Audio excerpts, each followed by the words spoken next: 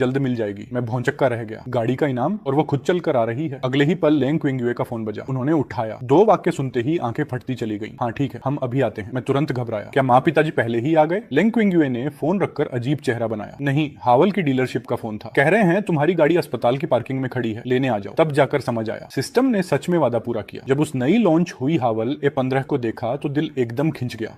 बाहर से शानदार, अंदर से खुली खुली जगह। यही तो सपनों की गाड़ी थी। सारा सामान डिक्की में रखा, फिर सज्जनों की तरह आगे वाला दरवाजा खोला। अब गाड़ी है, रोज क्लास छोड़ने आऊंगा और घुमाने भी ले जाऊंगा। सिस्टम ने 30 लाख की गाड़ी दे दी। यह खुशी तो बड़ी अचानक आई। घर लौटते ही दोनों मिलकर रसोई में घुस गए। मैं खाना बनाता, लेंग क्विंगुए मेरे हाथ भंटाती। जल्दी ही मेज पर खाना सज गया, लेकिन लेंग क्विंगुए ने हाथ नहीं लगाया। भागकर कमरे में गई और जब लौटी तो कपड़े बदले हुए थे, हल्का मेकअप किया हुआ था। चेहरे पर साफ लिखा था कि मेहमानों के लिए तैयार हो रही हैं। तभी दरवाजे की घंटी बजी। माँ पिताजी बड़े बड़े थैले और देसी मुर्गियां लेकर आए। माँ के चेहरे पर मुस्कान थी, लेकिन पिताजी की नजर में साफ लिखा था, बेटे अब देखना। माँ ने लेंग क्विंगुए को देखते ही माँ ने लेंग क्विंगुए की पीठ पर एक हल्का थपका दिया और खींचते हुए मुस्कुराई। उसकी तरफ ध्यान मत दो, इसका चेहरा तो जन्म से ही ऐसा है। और जल्दी बैठो और खाना खाओ, भूख तो बहुत लगी होगी। खाने की मेज पर माँ ने लेंग क्विंगुए की थाली में प्यार से परोसती रही और माहौल धीरे धीरे सहज होने लगा। लेकिन पिताजी के मन में उथल पुथल मची थी। इस नालायक का खाना पकाना इतना अच्छा कब हो गया? और बहू न सिर्फ सुंदर है, स्वभाव भी अच्छा है, ऊपर से कॉलेज की टीचर भी है। यह तो लग रहा है जैसे हमारा मोटा तगड़ा सुअर किसी नाजुक सी गोभी के लायक नहीं है। नहीं, मुझे अपना रुख साफ करना होगा। आज तो ये मेरे हाथ से बच नहीं सकता। खाने के बाद माँ हंसते हुए बर्तन समेटने लगी। वैनियान, इतना सारा खाना बनाया, थक गए होगे, जाओ पिताजी से थोड़ी बात करो। माँ बात करो, पर खास जोर दिया। मैं फौरन समझ गया, पिताजी का प्यार भरा तूफान आने वाला है, यानी सजा भुगतने का वक्त आ गया। मैं धीरे धीरे घिसटते हुए पिताजी के सामने पहुंचा और नजरें झुकाकर धीरे से बोला, पिताजी। पिताजी ने मुड़कर लेंग क्विंगुए की तरफ देखा और नरम आवाज में कहा, बेटा मुझे वैनियान से थोड़ी बात करनी है, तुम कमरे में जाकर फल खाओ। लेंग क्विंगुए ने एक बार मुझे देखा, एक बार पिताजी को, और चुपचाप कमरे में चली गई। लेकिन जिज्ञासा रोके नहीं रुकी। दरवाजे से कान लगाकर खड़ी हो गई। तुम्हारी और लेंग की बात माँ ने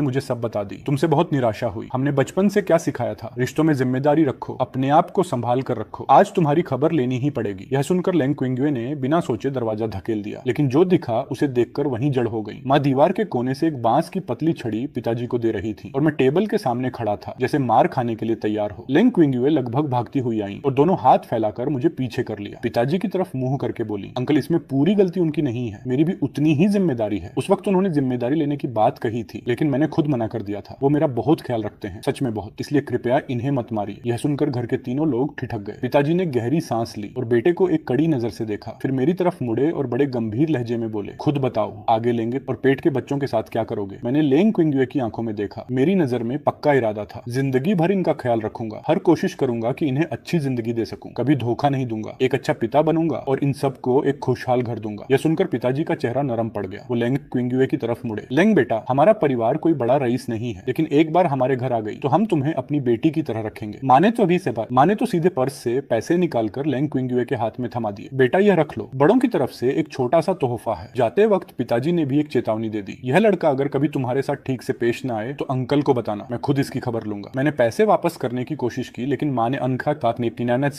अनदेखा कर दिया। ये तुम्हें नहीं दिए, यह मेरी होने वाली बहू और पोते पोतियों के लिए है। मैंने जोर दिया कि उन्हें गाड़ी में छोड़ाऊं, लेकिन जब माँ को पता चला कि यह 30 लाख की गाड़ी मैंने अभी अभी खरीदी है तो वो आग बबूला हो गई। उन्होंने मेरा कान पकड़ लिया और पांव पटकते हुए बोली, तू पागल हो गया है क्या? अभी बीवी और बच्चे आने वाले हैं, घर भी नहीं लिया और पहले गाड़ी ले आया, इतनी हिम्मत कहां से आई? मैं दर्द से चिल्लाते हुए माफी मांगने लगा। माँ पहले सुनो तो। मैंने जल्दी जल्दी गाड़ी की पूरी बात और अपनी सोच बताई। लेंग के जुड़वाओं हैं, बाद में डॉक्टर के पास जाना, बच्चों को घुमाना, सब में गाड़ी जरूरी होगी। जब पेट बड़ा हो जाएगा तो क्या मेरी पुरानी इलेक्ट्रिक साइकिल पर बैठाऊंगा? खूब सोच समझकर यह फैसला किया। माँ का चेहरा थोड़ा ढीला पड़ा, बात में दम था। पिताजी पहले ही गाड़ी में बैठ चुके थे और हाथ हिलाते हुए बोले, खरीद लिया तो खरीद लिया, गाड़ी तो लेनी ही थी, चलो। 40 मिनट बाद गाड़ी माँ की छोटी बहन के घर के नीचे रुकी। मैं दूध और फल लेकर उनके साथ ऊपर गया। वेनियन भी आया, जल्दी अंदर आओ। मामी के बाल छोटे और करीने से कटे थे, स्वभाव से जोशीली और फुर्तीली थी। सबको देखकर बहुत खुश हुई। थोड़ी देर बातें करके मैं उठ खड़ा हुआ और विदाई ली। दोनों बहनों को अपनी बातें करने के लिए जगह दे दी। मैं निकला नहीं था कि मामी ने माँ को पास खींच लिया। याद है वैनयान और उस जियाओ हान लड़की का क्या हुआ? लग रहा था शादी होने वाली है। माँ ने थकी हुई आवाज में जवाब दिया, अरे छोड़ो उसे। आंख झपकते ही टूट गए। मामी और करीब खिसकी और रहस्य के अंदाज में फोन निकाला। मेरे पास एक लड़की है, बैंक में काम करती है, सुंदर है, घर वाले भी अच्छे हैं, फोटो देखो। अगर तुम लोगों ने जल्दी नहीं की तो मैं जियाओ यांग को दे दूंगी। माँ मन में मुस्कुराई, लेकिन वैनयान और लेंग की बात अभी तय नहीं हुई थी, इसलिए खुलकर कुछ नहीं कह सकती थी। उसे जियाओ यांग को दे दो, हमारे वैनयान पहचान की पहले से कोई है। मामी को रश्क हो आया। फिर उन्होंने एक और बात छेड़ी। दीदी कल चलोगी दूसरे भाई के घर, वो वेन यान के लिए कोई अच्छी नौकरी दिलवा सकते हैं। मेरे मामा शेन डेबियाओ रिश्तेदारों में सबसे कामयाब थे, रिटायर हो चुके थे, लेकिन पहचान अभी भी थी। माँ ने बिना सोचे साफ मना कर दिया। वेनियान की नौकरी वो खुद देखेगा। मामी ने और मनाने की कोशिश की, लेकिन शब्द निकल गई। वो जानती थी कि दीदी और बड़े भाई के बीच पुरानी कड़वाहट है जो अब तक नहीं गई। दरअसल उन दिनों मामा शेन डेबियाओ ने माँ से एक बड़ी रकम उधार ली थी। छाती ठोक कर कहा था 10 दिन में लौटा देंगे, लेकिन महीनों निकल गए। वो रकम पिताजी ने शहर में घर खरीदने के लिए रखी थी। उधार देने के बाद घर का सपना अधूरा रह गया, और जब पैसे मुश्किल से वापस मिले तब तक वो मकान किसी और ने खरीद लिया था। उससे भी बड़ा दुख यह कि कुछ ही समय बाद उस मोहल्ले में सरकारी पुनर्निर्माण हो गया। अगर वो घर ले लिया होता तो आज करोड़ों का होता। इस एक घटना ने दोनों परिवारों के बीच की दूरी इतनी बढ़ा दी कि आज तक नहीं पटी। दोनों परिवारों के रिश्ते बर्फ की तरह ठंडे पड़ गए और मेल मिलाप लगभग खत्म हो गया। मैं घर लौटा और दरवाजा खोलते ही सुना कि लेंग क्विंगुए फोन पर बात कर रही है। उनकी आवाज में एक छुपी हुई बेचैनी थी। वो, तुम कुछ दिन बाद आ जाना, मैं इन दिनों बाहर पढ़ाई के लिए जा रही हूँ। हाँ, लौट कर खाना खिलाऊंगी, जो चाहो मंगवा लेना मेरी तरफ से। लेंग क्विंगुए ने फोन रखा और मुड़ी तो दरवाजे पर खड़े मुझे देखकर चौंक गई। वो मेरी सहेली आना चाहती थी। वो हड़बड़ाते हुए समझाने लगी, लेकिन नजरें इधर उधर भाग रही थी। मैं समझ गया कि वो क्या छुपा रही है, लेकिन शांत रहा और बस सिर हिलाया। जो तुम ठीक समझो, यह कहकर मैं फिर डिलीवरी के लिए निकल गया। लेंग क्विंगुए वहीं बैठी रही, मन कहीं और था। लेकिन मेरे जाते ही पूरा घर खाली खाली लगने लगा। टीवी के धारावाहिक भी बेस्वाद लगने लगे। उनका मन उलझता रहा। दीवार की घड़ी देखती रही। 10 बजे, 11 बजे और रात के 3 बजे दरवाजे पर हल्की आहट हुई। मैं चुपके से अंदर आया। चेहरे पर थकान साफ झलक रही थी। लेंग क्विंगुए की नाक एकदम भर आई। वो दौड़ कर आई। भूख लगी है, पानी लाऊं या फल खाओगे? मैंने उनका हाथ देखा और धीरे से सिर हिलाया। नहीं, भूख नहीं, तुम जाकर सो जाओ। लेकिन जब लेंग क्विंगुए ने देखा कि मैं स्टडी रूम की उस छोटी सी सोफा बेड की तरफ जा रहा हूँ, तो मन में एक फैसला हो गया। वो, आज रात तुम मेरे कमरे में मेरे साथ सो जाओ। मैं ठिठक गया और हैरानी से उनकी तरफ देखा। लेंग क्विंगुए का चेहरा लाल हो गया।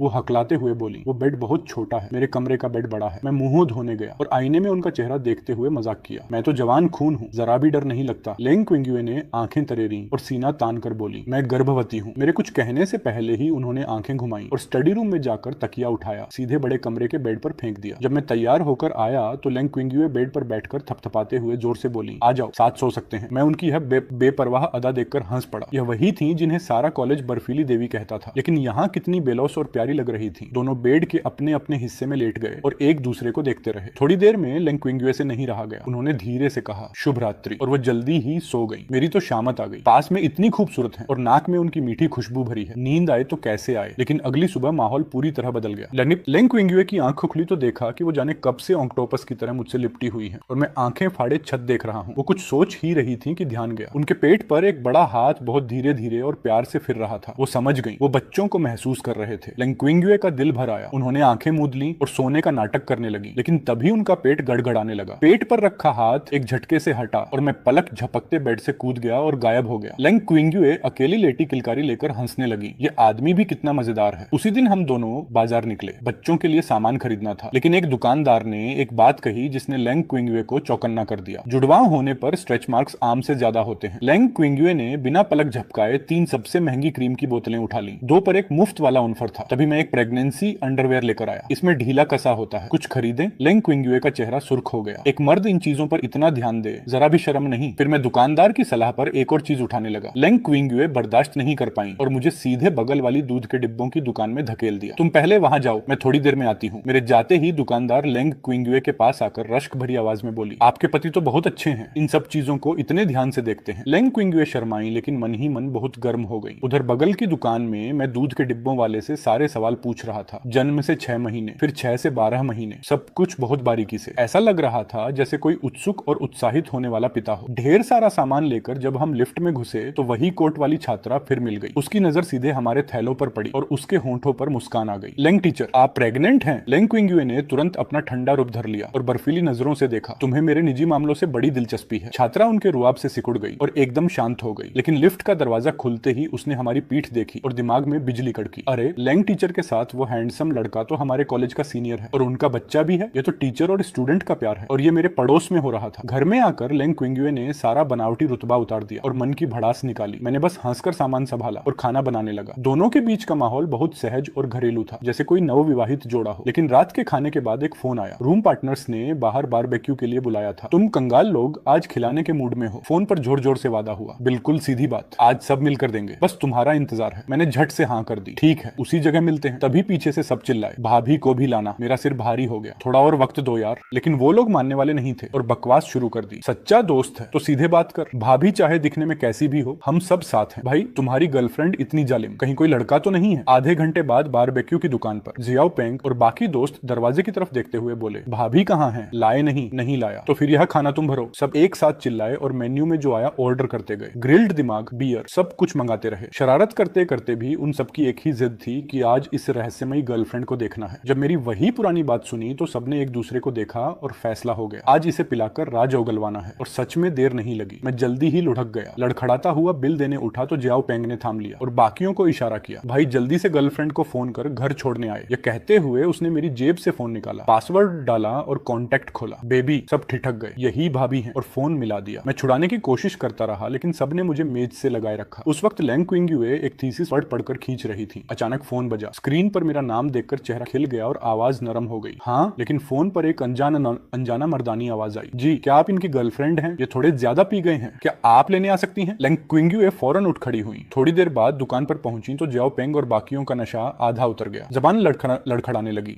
लेंग देवी, नहीं मतलब लेंग टीचर, आप यहाँ कैसे? तभी मैंने नशे में आंखें खोली। लेंग क्विंग्युए को देखकर लड़खड़ाते हुए उनकी तरफ बढ़ा। आप बहुत सुंदर हैं। लेंग क्विंग्युए के होंठों पर हल्की मुस्कान आई। जियाओ पेंग और बाकी घबरा गए, रोकने दौड़े। लेकिन इससे पहले कि कुछ हो, मैंने लेंग क्विंग्युए को कसकर भींच लिया और उनके कंधे में मुंह छुपाकर स्पष्ट आवाज में बोला, घर जाना है। सबकी आंखें फटी रह गईं। दोस्त कुछ बोलने वाले थे कि मैं अचानक चिल्लाया, मेरी कोई गर्लफ्रेंड नहीं है। यह सुनकर सब सन्न रह गए। लेंग क्विंग्युए ने बड़े ही शांत लहजे में कहा, ठीक है तो फिर मैं इन्हें घर छोड़ देती हूँ। और सबकी हैरान नजरों के सामने मैं लेंग क्विंग्युए से लिपटा टैक्सी में बैठ गया और हम चले गए। पीछे खड़े तीनों दोस्त मुंह लटकाए एक दूसरे को देखते रहे। पहले पता होता तो मैं लेंग देवी से लिपट कर रोता, तू पतला है। लेंग देवी एक लात में उड़ा देती। और तभी एक और दुखद सच्चाई याद आई, बारबेक्यू का बिल अभी तक नहीं दिया था। उधर घर लौटकर मैं लेंग क्विंग्युए पर भारे भालू की तरह लटक गया, छोड़ने का नाम ही नहीं। लेंग क्विंग्युए परेशान भी थी और हंसी भी आ रही थी। पानी लाऊं? नहीं तो छोड़ो। नहीं, ऐसे ही रहूंगा। तभी लेंग क्विंग्युए ने देखा कि मेरी नजर उनके पेट पर टिकी है। मन नरम हो गया। उन्होंने मेरा हाथ उठाया और अपने पेट पर रख दिया। बच्चों को महसूस करना चाहते हो? मैंने कुछ नहीं कहा लेकिन हाथ बड़े प्यार और एहतियात से रखा था। आंखों में ऐसी कोमलता थी जैसे पिघल जाएंगे। मैंने बहुत गंभीरता से लेंग क्विंग्युए की आंखों में देखा और एक एक शब्द कहा, मैं तुम्हें और इन्हें जरूर अच्छी जिंदगी दूंगा। लेंग क्विंग्युए की नाक भर आई। खुशी का एहसास लहरों की तरह उमड़ा। उन्होंने मेरे हाथ को अपने पेट पर रखे हुए मुस्कुराते हुए कहा, यह मेरा पहला बच्चा है, तुम्हें भी सिखाना पड़ेगा। पता नहीं कितनी देर बाद लेंग क्विंग्युए ने नीचे देखा तो मैं सो चुका था। अगले दिन अभी आंख खुली ही थी कि जियाओ पेंग के फोनों की झड़ी लग गई। फोन उठाया तो चीखती आवाज आई, सच सच बता, कल रात लेंग टीचर के साथ क्या हुआ? मैंने गला खंखारा और जानबूझकर उसे तड़पाया। तुम्हें क्या लगता है क्या हुआ होगा? फोन पर जैसे विस्फोट हो गया, मैं तुझे मार डालूंगा। तूने मेरी देवी को छुआ, तू लायक नहीं है। मेरी देवी को जिंदगी भर अकेले और खूबसूरत रहना था। तू किस खेत की मूली है? मैंने बगल में देखा। लेंग क्विंग्युए हंसते हंसते लोटपोट हो रही थी। मैंने और एक बार किया, वैसे भाई कल रात तुम लोगों की वजह से ही यह रात इतनी यादगार बनी। मेरे प्यारे दोस्तों का शुक्रिया। यह सुनते ही जियाओ पेंग और बाकियों का गुस्सा सातवें आसमान पर पहुंच गया। आज या तो तू मरेगा या हम। तभी मैंने कहा, इतना क्यों जलते हो? मैं इतना लंबा हूँ, इतना हैंडसम हूँ। पास बैठी लेंग क्विंग्युए के मुंह से दूध का घूंट निकलते निकलते बचा। ठीक है बस करो। मैंने आराम से जोड़ा, कल रात कुछ नहीं हुआ हम दोनों के बीच। जो होना था वो पहले ही हो चुका था। फोन पर शोर एकदम थम गया लेकिन उन लोगों ने सिर्फ पहला हिस्सा सुना और कहा, हम तो पहले से ही कह रहे थे। लेंग देवी ने तो बस तुझे घर छोड़ा होगा। वैसे तू खुश रह, कल रात उनसे चिपका रहा और छोड़ा ही नहीं। अब जल्दी से बिल भेज, ऊपर से 200 रुपए अलग। मैंने फोन रखा और बिना कुछ कहे पैसे ट्रांसफर कर दिए। लेंग क्विंग्युए पास में बैठी हंसती रही। तुम लोगों की बातें बड़ी मजेदार हैं। मैंने शरारती मुस्कान दी। वो सब तुम्हें देवी मानते हैं, अगर उन्हें हमारे बारे में पता चल गया तो सच में चाकू लेकर आ जाएंगे। फिर मैं गाड़ी लेकर लेंग क्विंग्युए को स्कूल छोड़ने गया। वो दफ्तर में घुसी भी नहीं थी कि पड़ोसी टीचर दौड़ी आई। लेंग टीचर, कल रात वो लड़का कौन था? सब जगह वायरल हो रहा है, किसी हैंडसम लड़के ने तुम्हें गले लगाया हुआ था। लेंग क्विंग्युए ने बात घुमाई। बस एक छात्र था, रास्ते में था तो घर छोड़ दिया। सच में? हाँ सच में। दोपहर होने को थी, साथी टीचर खाने की बात कर रहे थे। तभी दरवाजे पर एक जानी पहचानी आवाज आई, लेंग टीचर आपका डिलीवरी ऑर्डर आया है। लेंग क्विंग्युए ने चौंक कर ऊपर देखा, मैं था। दोनों हाथों में बड़े बड़े थर्मस के डिब्बे पकड़े। राज्य रखने के लिए दोनों ने फौरन अभिनय शुरू किया। लेंग क्विंग्युए आगे बोली, शुक्रिया लेकिन मैं खाना खा चुकी हूँ, ये चाय तुम ले जाओ। खाना रखकर मैं खिसकने ही वाला था कि साथी टीचरों ने घेर लिया। लेंग टीचर, ये तुम्हारे बॉयफ्रेंड हैं? डिलीवरी वाला बनकर इतना नाटक क्यों? थर्मस का ढक्कन खुलते ही खुशबू पूरे दफ्तर में फैल गई। अरे ये तो कमाल की खुशबू है, देखने से ही पता चलता है किसी बड़े रसोइये का हाथ है। एक खाने की शौकीन टीचर रह नहीं सकी। लेंग टीचर, जरा एक निवाला दे सकती हो? एक कौर मुंह में गई और वो चीख उठी, इतना अच्छा खाना 5 सितारा होटल के रसोइये को मात देता है। और फिर बेचारगी भरी नजरों से डिब्बे को देखती रही। लेंग क्विंग्युए का दिल पसीज गया और थोड़ा और निकाल दिया। वो टीचर ऊपर से कहती रही, अरे नहीं नहीं बहुत हो गया। लेकिन पलक पलटकर कटोरा ढूंढने चली गई। टीचर, लग रहा है आप थोड़ी बढ़ गई हैं। इतना अच्छा खाना मिले तो कौन नहीं बढ़ेगा। लेंग क्विंगुए मेरा बनाया खाना खाते हुए मन में बहुत खुश थी। देखते देखते छोटी छुट्टियां आ गई। लेंग क्विंगुए का मन बाहर जाने का बिल्कुल नहीं था। हम दोनों घर पर ही रहे। मैं दिन में डिलीवरी करता और रात को ड्राइवर सेवा। छुट्टियों में काम बेतहाशा था। उस रात अचानक बिजली कड़की और मूसलाधार बारिश शुरू हो गई। लेंग क्विंगुए घबरा गई और फोन उठाया। वैनयान, अभी भी बाहर हो? अरे, ये सवारी तो दूसरे शहर तक जाएगी। वापस आते आते रात के 3-4 बज जाएंगे। लेंग क्विंगुए की चिंता बढ़ गई। इतनी दूर से वापस कैसे आओगे? देखता हूँ कोई साथ चले तो, वरना वहीं किसी सस्ते होटल में रात काट लूंगा। तुम सो जाओ। फोन बंद हुआ और लेंग क्विंगुए घर में इधर उधर टहलने लगी और तभी धड़ाक बत्ती चली गई। घर में मोमबत्ती नहीं थी। फोन की बैटरी 20% बची थी। कभी कभी बिजली कड़कती तो लेंग क्विंगुए का चेहरा सफेद पड़ जाता। मन में बस मेरी याद आ रही थी। उन्होंने कॉन्टेक्ट लिस्ट खंगाली और आखिर में सहेली लिन जीशिया को फोन किया। प्रिय, तुम्हारे यहाँ भी बिजली कड़क रही है। डरकर फोन किया क्या? काश अभी तुम्हारे पास कोई होता। कोई का जिक्र होते ही लेंग क्विंगुए को मेरी ओर याद आ गई। सहेली ने मौका देखकर कुछ रिश्ते सुझाने शुरू किए। उनमें से किसी में भी दिलचस्पी नहीं। लेंग क्विंगुए ने मुंह बनाया। तुमने जाना भी नहीं और फैसला कर लिया। वैसे तुम वापस आ गई ट्रेनिंग से। किसी दिन मिलते हैं। घर में बिजली नहीं है, फोन भी खत्म होने वाला है। कभी वक्त हो तो आ जाना, पर बड़ा लिफाफा लाना। लिफाफे के लिए क्यों? तुम कोई बच्ची हो क्या? दोनों बातें करती रही जब तक लेंग क्विंगुए का फोन पूरी तरह बंद नहीं हो गया। आंखें भारी हो गई। मेरा तकिया सीने से लगाकर वो सो गई। सुबह आंख खुली तो न बिजली आई थी न मैं। लेंग क्विंगुए का मन खाली खाली था। उदासी छा गई। प्रेगनेंसी का असर था या कुछ और, लेकिन रोने का मन हो रहा था। वैनयान, तुम कब आओगे? वो बड़बड़ाती रही। जितना बुलाती उतनी याद आती। शायद उन्हें खुद अभी पता नहीं था कि वो मुझसे प्यार करने लगी हैं। तभी दरवाजे से टकराने की आवाज आई। लेंग क्विंगुए बिस्तर पर उठकर बैठ गई। अंधेरे में आंखें फाड़कर देखने लगी। कोई बदमाश तो नहीं? ये कुर्सी यहाँ क्यों है? अंधेरे में एक आवाज आई। मैं था। लेंग क्विंगुए खुश और हैरान दोनों हुई। टटोलते हुए मेरी तरफ दौड़ी। वैनयान, सच में आ गए? मैंने उन्हें सहारा देते हुए लिटाया। आज किस्मत अच्छी रही। वहां एक आदमी को शहर आना था तो साथ आ गया। लेंग क्विंगुए ने मुझे कसकर भींच लिया। बहुत खुश हूँ। इस अचानक आलिंगन ने मुझे थोड़ा चौंका दिया। तुम्हारा फोन बंद था। बड़ी चिंता हो रही थी। डर गई थी। कोई बात नहीं, मैं आ गया। लेंग क्विंगुए के अंदर बहुत देर से रुकी हुई भावनाएं एकदम बह निकली और वो फूट फूट कर रोने लगी। मैं घबरा गया। कुछ समझ नहीं आया। उस रात के बाद से लेंग क्विंगुए का मेरे प्रति रवैया बदल गया। पहले दोनों के बीच एक औपचारिक दूरी थी। अब वो मेरे पास रहना चाहती थी। बच्चों का सामान खरीदना उनकी पसंदीदा आदत बन गई। उसी रात मुझे सिस्टम का मैसेज आया। होस्ट ने बच्चों की माँ के लिए पूरे 1 महीने पोषण से भरपूर खाना बनाया। इनाम के रूप में 10,000 रुपए दिए जा रहे हैं। तुरंत बैंक का मैसेज आ गया। उसी वक्त माँ का फोन आया। उन्होंने कहा कि जिंदगी भर की जमा पूंजी निकालकर घर दिलाना चाहती हैं। सारे पैसे जोड़ें तो डाउन पेमेंट हो सकती है। मेरा मन भर आया। माँ, मैंने एक दोस्त के साथ थोड़ा निवेश किया है, थोड़ा कमाया है। जब कोई अच्छा घर मिलेगा, बाकी कमी पड़ी तो तुमसे और पिताजी से मांग लूंगा। लेंग क्विंगुए कान लगाए सब सुन रही थी। रात को उन्होंने सीधे मेरे हाथ में एक बैंक कार्ड थमाया। इसमें 50 लाख हैं। साथ मिलकर घर खरीदते हैं। मैंने उनकी तरफ देखा और कार्ड वापस कर दिया। घर का इंतजाम मैं करूंगा। यह पैसे तुम अपने पास रखो। लेंग क्विंगुए को उम्मीद नहीं थी कि मैं मना कर दूंगा। 50 लाख के अलावा मेरे पास और भी हैं। रख लो, काम आएंगे। मैंने सोचा और फिर वही कहा, अभी इन पैसों की जरूरत नहीं, तुम अपने पास रखो। मेरी जिद देखकर लेंग क्विंगुए ने और नहीं कहा। अब मौसम गर्म होने लगा था। गर्भवती होने पर वैसे ही शरीर का तापमान ज्यादा रहता है। पेट बड़ा होते होते लेंग क्विंगुए और सुस्त हो गई। थोड़ा हिलो तो पसीना आ जाए। स्कूल जाने और शाम को थोड़ी देर टहलने के अलावा वो एक उंगली भी हिलाना नहीं चाहती थी। ऐसी में बैठकर तरबूज खाना उनकी सबसे बड़ी खुशी बन गई। उस दिन मैं डिलीवरी करके लौटा तो लेंग क्विंगुए अभी भी कमरे में सो रही थी। मैं खाना बनाने की तैयारी करने लगा। तभी दरवाजे पर चाबी घूमने की आवाज आई। मैं चाकू उठाकर सीधे दरवाजे की तरफ दौड़ा। सामने लिन जीशिया खड़ी थी। हम दोनों एक साथ बोले, तुम कौन हो? लिन जीशिया ने मेरे घरेलू पहनावे को ऊपर से नीचे तक देखा और फिर उनकी आंखें चमक उठी। मैं क्विंगुए की सहेली हूँ। मैंने झट से पूछा, तरबूज का जूस, नींबू पानी या सादा पानी? लिन जीशिया सूटकेस खींचते हुए अंदर घुसी और रुक गई। पूरे घर में बिखरे बच्चों के सामान को देखकर दिमाग चकरा गया। ये क्या माजरा है? पानी वानी छोड़कर वो सीधे बड़े कमरे की तरफ दौड़ी। दरवाजा धकेला तो लेंग क्विंगुए चित लेटी बड़े चैन से सो रही थी। अगर उनका उभरा हुआ पेट न होता तो जैसे कोई परी सो रही हो। लिन जीशिया ने जोर से सांस खींची। बिस्तर के पास आकर देर तक घूरती रही। फिर हाथ बढ़ाकर छुआ। असली था। लेंग क्विंगुए को लगा कमरे में कोई आया और पेट छू रहा है। फिर एक जानी पहचानी डायर परफ्यूम की खुशबू आई और बिस्तर के पास से एक ऐसी नजर आई जो जैसे जला ही दे। आंखें खोली तो सामने लिन जीशिया की नकली मुस्कान थी। प्रिय, अच्छे से बताओ, यह पेट क्या है और बाहर वो आदमी कौन है? लेंग क्विंगुए ने मुझे आंखों से इशारा किया। मैं समझ गया और बाहर चला गया। लिन जीशिया की नाक नक्श बहुत तीखे थे और पूरा लिबास ब्रांडेड था। इस वक्त वो हैरानी से मुंह खोले खड़ी थी। लेंग क्विंगुए ने शांत आवाज में कहा, जैसा दिख रहा है मैं प्रेग्नेंट हूँ। लिन जीशिया ने खुद को चुटकी काटी। बाहर वो हैंडसम लेंग क्विंगुए ने सिर हिलाया। लिन जीशिया थोड़ी देर के लिए चुप रही। कुर्सी खींचकर बैठी। शादी हो गई? नहीं। तो रजिस्ट्रेशन? वो भी नहीं। लिन जीशिया ने घूरते हुए गंभीर आवाज में कहा, मतलब बिना शादी के साथ रह रही हो और बच्चा भी है? लेंग क्विंगुए ने होंठ दबाए। हम पहले रजिस्ट्रेशन कराएंगे, बच्चे के बाद शादी की रस्में करेंगे। लिन जीशिया थोड़ी देर ताकती रही, फिर बोली, घर वालों को पता चला तो तुम्हें जिंदा नहीं छोड़ेंगे। लेंग क्विंगुए ने जैसे कोई फैसला कर लिया हो, इसीलिए बच्चे के बाद बताऊंगी। लिन जीशिया को कुछ सूझा ही नहीं। सोच समझकर किया है। लेंग क्विंगुए ने जोर से सिर हिलाया। लिन जीशिया ने ठुड्डी उठाई तो बाहर वो हैंडसम लड़का, घर का क्या हाल है? लेंग क्विंगयुए ने सोचा, घर बार साधारण है, लेकिन मैंने इंसान देखा है, मेरा बहुत ख्याल रखते हैं। लिन जीशिया फौरन समझ गई, तुम्हारे बोलने के अंदाजे से ही अंदाजा हो गया कि घर का क्या हाल होगा। इतने अच्छे घर वाले थे, तुमने उन्हें छोड़ा, इसे क्यों चुना? लिन जीशिया ने निराशा से लेंग क्विंगयुए के पेट को देखा और आह भरी। मानती हूँ बहुत हैंडसम है, लेकिन शादी सिर्फ शक्ल देखकर नहीं होती। लेंग क्विंगयुए सीधी बैठ गई और गंभीरता से बोली, वेनियान का इंसान बहुत अच्छा है। घर बार की बात रही तो तुम जानती हो यह सब मेरे माँ बाप को फर्क पड़ता है, मुझे नहीं। लिन जीशिया ने उनके माथे पर उंगली टेकी। अपना घर परिवार तो देखो, बराबरी का रिश्ता कितना जरूरी होता है। लेंग क्विंगयुए ने पलटकर पूछा, तो हमारे जमाने में जो लोग घर देखकर शादी करते हैं, क्या वो सच में खुश हैं? लिन जीशिया के मुंह से एक शब्द नहीं निकला। लेंग क्विंगयुए ने नई नाइट ड्रेस पहनते हुए दृढ़ता से कहा, मुझे न तो अजनबियों जैसी शादी चाहिए, न ही तकल्लुफ वाली। मुझे बस सीधी सादी जिंदगी चाहिए। जब दोनों एक दूसरे से प्यार करें तभी असली खुशी है। लिन जीशिया को लगा उनकी सहेली बहुत भोली है। बचपन से सब उन्हें ठंडी और दूर रहने वाली मानते थे, लेकिन असल में यह तो एकदम सीधी सादी रोमांटिक निकली। प्यार चाहिए, ये तो मिले तब मिले। लेंग क्विंगयुए ने एक पल के लिए सोचा और फिर हमारी पूरी अजीबोगरीब मुलाकात की कहानी सुना दी। लिन जीशिया सुनते सुनते सन्न रह गई। यह तो किसी उपन्यास का पहला अध्याय लगता है। फिर बोली, तुम्हारा मतलब है अगर यह न मिलते तो अकेले बच्चा पालती? लेंग क्विंगयुए ने माना, उस रात जो हुआ उसमें मेरी भी गलती थी। फिर उन्होंने वेनियान के माँ बाप का रवैया और हमारी रोजमर्रा की जिंदगी के छोटे छोटे किस्से भी बता दिए। लिन जीशिया ने मुंह पर हाथ रखा और बिलखती आवाज में बोली, मुझे थोड़ा बैठने दो। मेरी सहेली अचानक माँ बनने वाली है और मैं गॉड मदर बन रही हूँ। लेकिन अभी उनके होंठों पर हंसी नहीं थी। हमने तय किया था साथ शादी करेंगे और तुमने चुपके से प्रेग्नेंट हो गई। लेंग क्विंगयुए ने उनका चेहरा अपने हाथों में लेकर दिलासा दिया, मुझे सच में लगता है वेनियान बहुत अच्छे हैं। मैंने फैसला कर लिया है, इन्हीं के साथ रहूंगी। लिन जीशिया के चेहरे पर एक ऐसी मुस्कान आई जो रोने से भी बदतर लग रही थी। लेंग क्विंगयुए ने उनके गाल मसलते हुए कहा, तुम मेरा बोझ उठा रही हो। लेंग क्विंगयुए की नाक भर आई और आंखों से आंसू ढुलक पड़े। शिया, तुम मेरे लिए बहुत कुछ करती हो। लिन जीशिया ने उन्हें कभी कभार ही रोते देखा था। वो घबरा गई। अरे बस कर, मैं दुनिया की सबसे अच्छी सहेली हूँ। आगे से मैं बड़ी रानी, तू छोटी रानी। रो मत अब। बाहर मुझे कमरे से रोने की आवाजें आई। मैं दरवाजा खटखटाकर घबराया। क्या हुआ? लिन जीशिया ने झट से दरवाजा खींचा और मुंह बनाकर बोली, तुम जाकर मनाओ। मैंने सोचा दोनों में झगड़ा हो गया। सुलझाने की कोशिश करने ही वाला था कि लेंग क्विंगयुए ने मुझे देखते ही हंसी दबाते हुए कहा, वेनियान, शिया कह रही हैं आगे से वो बड़ी रानी और तुम छोटे। बताओ, हंसी आई ना? मैंने लिन जीशिया की तरफ देखा। उन्होंने आंखें घुमाई। उनके चेहरे पर साफ लिखा था, ये पागल है क्या? लिन जीशिया ने मेकअप उतारा और आईने में खुद को देखते हुए लंबी सांस ली। बस यही उम्मीद थी कि सहेली का फैसला सही हो। तभी कमरे से आवाज आई, शिया जल्दी आओ, खाना खाओ। वेनियान का खाना बहुत अच्छा है। लिन जीशिया ने लेंग क्विंगयुए का मूड बदलते देखा और पूछा, एक पल रो रही हो, अगले पल हंस रही हो, इतना उतार चढ़ाव क्यों? मैंने हंसते हुए जवाब दिया, क्योंकि प्रेग्नेंट है, भावनाएं थोड़ी ज्यादा होती हैं। लिन जीशिया मेरी मुस्कान देखकर एक पल के लिए ठहर गई। उन्हें मानना पड़ा, यह चेहरा वाकई लाजवाब है। फिर उन्होंने मेरे हाथ का बना खाना चखा और आंखें चमक उठी। तुम शेफ हो? जब पता चला कि मैंने खुद सीखा है। लिन जीशिया ने तुरंत लेंग क्विंगयुए की तरफ देखा और बेरहमी से बोली, इसके लिए तो मैं यकीन ही नहीं कर सकती। यह तो रसोई की सबसे बड़ी दुश्मन है। लेंग क्विंगयुए हाथ हिलाकर मना करती रही, लेकिन लिन जीशिया रुकने वाली नहीं थी। पहली बार स्कूल में चॉकलेट बनाने का काम मिला, इसने ओवन उड़ा दिया। वो पहली बार था जब मैंने फायर ब्रिगेड देखी। मैंने हैरानी से पूछा, ओवन खराब था? लिन जीशिया ने दोनों हाथ उठाए और मायूसी से आगे बताया। दूसरी बार मेरे घर आकर खाना बनाने बैठी, धमाके के साथ किचन उड़ गया। वो बची रही लेकिन मेरा आधा घर जल गया। और आखिरी बार हॉटपॉट बनाने चढ़ाया, मैं घर घुसी तो चूल्हा गायब था। उन्होंने सारांश निकाला, उस दिन से 1 मीटर के दायरे में इसे किसी भी रसोई के पास नहीं जाने देती। यह सुनकर मैं हंसते हंसते लोटपोट हो गया। लेंग क्विंगयुए तनी हुई और थोड़ी नाराज होकर धीरे से बड़बड़ाई, मैं तो सही तरीके से ही करती हूँ। तभी मैंने नरम नजरों से उन्हें देखते हुए कहा, उस बार जो नाश्ता बनाया था वो तो अच्छा था, किचन भी सलामत रहा। लेंग क्विंगयुए थोड़ी शर्मा गई। सच में उस बार भी बहुत कुछ गड़बड़ हुआ था। आखिर में बाहर से मंगवाना पड़ा था। मैंने फैसला सुना दिया, अब से तुम रसोई में मत आओ। खाना बनाना और बर्तन धोना सब मेरा काम। लेंग क्विंगयुए ने मुंह बनाया। लिन जीशिया ने मौका देखा और फौरन बोली, भाई इतना अच्छा खाना बनाते हो तो मैं भी ऑर्डर दे सकती हूँ। मेरी पसंद बहुत नखरीली है। लेंग क्विंगयुए ने ठुड्डी उठाई और गर्व से बोली, वेनियान का खाना बाहर के किसी भी बड़े रसोइये से कम नहीं। लिन जीशिया ने हंसते हुए इशारा किया, पहले इसी की तरफदारी करती है। दोपहर में दोनों सहेलियां कमरे में बातें करती रहीं। लिन जीशिया ने तारीफ की, तू सच में कमाल की है, एक बार में 2। अगर एक लड़का एक लड़की हो तो सोने पर सुहागा। लिन जीशिया ने आंखें घुमाई और सूटकेस से नोटों का एक मोटा बंडल निकाला। लेंग क्विंगयुए के हाथ में थमाते हुए बोली, ये खास तुम्हारे लिए नकद लिफाफा लाई हूँ, रखो। लेंग क्विंगयुए ने वजन महसूस किया और खुशी से मुस्कुराई। गर्भवती होने पर नींद आती है। उन्होंने जम्हाई ली और तकिए पर सिर रखते ही सो गई। लिन जीशिया ने सोती हुई सहेली का चेहरा देखा और सांस ली, ये बच्ची सच में खुश है। थोड़ी देर में मैं सब्जी लेकर लौटा। लिन जीशिया ने फोन रखा, बाहें बांधी और गंभीर आवाज में बोली, बैठो, बात करनी है। उनकी नजर ठंडी थी, जरा भी मजाक नहीं। उसने तुम्हें चुना, मुझे मंजूर है, लेकिन अगर उसे जरा भी तकलीफ दी तो मैं नहीं छोड़ूंगी। उन्होंने मुट्ठी भींची और जोड़ा, मैं सैंडो की ब्लैक बेल्ट हूँ, तुम्हें उड़ाना मेरे लिए बाएं हाथ का खेल है, समझे? मैंने उनकी नजर मिलाई और बिना किसी हिचकिचाहट के कहा, ज्यादा कहने से कुछ नहीं होता। मैं आने वाले दिनों से साबित करूंगा कि उन्होंने गलत इंसान नहीं चुना। लिन जीशिया ने हल्की सी आवाज निकाली, जो हो गया सो हो गया। सहेली की जिद के आगे कुछ कुछ नहीं किया जा सकता। फिर उन्होंने लहजा बदला, पहले रजिस्ट्रेशन बाद में शादी की रस्म, ये सब इसकी सोच है। तुम्हारा क्या ख्याल है?